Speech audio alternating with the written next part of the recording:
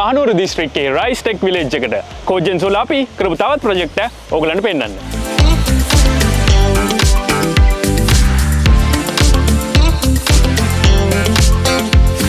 මේ ප්‍රොජෙක්ට් එක 70 කිලෝවාට් hybrid project එකක්. මේකට Vega power cell batteries 14ක් යූස් කරලා තියෙනවා.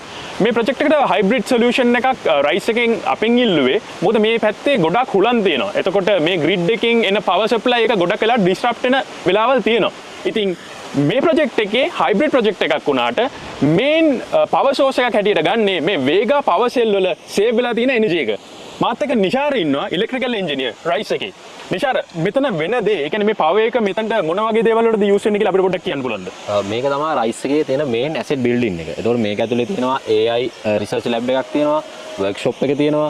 එතකොට සාමාන්‍ය ලිවිං රූම්ස් ටිකක් තියෙනවා, කිචන් එක තියෙනවා වගේ රයිස් එකේ මේන් ඔපරේෂන්ස් වෙන බිල්ඩින් එක තමයි මේක. එතකොට මේකට අපිට ගොඩාක් ලොකු පවර් එකක් ඕන වෙනවා. මොකද වර්ක්ෂොප් එකේ ගොඩක් තියෙන 3 phase heavy loads. ඒ වගේම තමයි AI රිසර්ච් ලැබ් එකේ තියෙනවා heavy servers. එතකොට ඒ සර්වර් වලට අපිට uninterrupted power supply එකක් නිතර ඕන වෙනවා. ඒ හේතුව නිසා තමයි අපි මේකේ hybrid system එකකට solar use කරන්නේ. එතකොට මේ 70 කිලෝවාට් කියන solution එක ඕගොල්ලන්ගේ day to day වැඩවලට ඇතිද නැත්නම් ඕගොල්ලන් grid එකනොත් power එක ගන්නවද? නැහැ. මේකේදී main power එක වෙන්නේ අපේ solar. ඔව්. මොකද මේ CB supply එක නිතරම damage වෙනවා. එතකොට ඒක main power supply එක කරන්න බෑ අපිට සහ අපේ තියෙනවා මේ ලොකු heavy loads තියෙද්දි CB bill එක ගොඩක් වැඩි.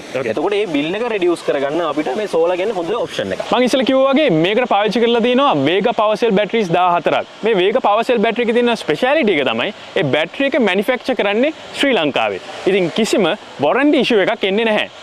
ඔබටත් customize solar solution එකක් අවශ්‍ය නම් කෝජෙන් solar අපිට අදම කතා කරන්න.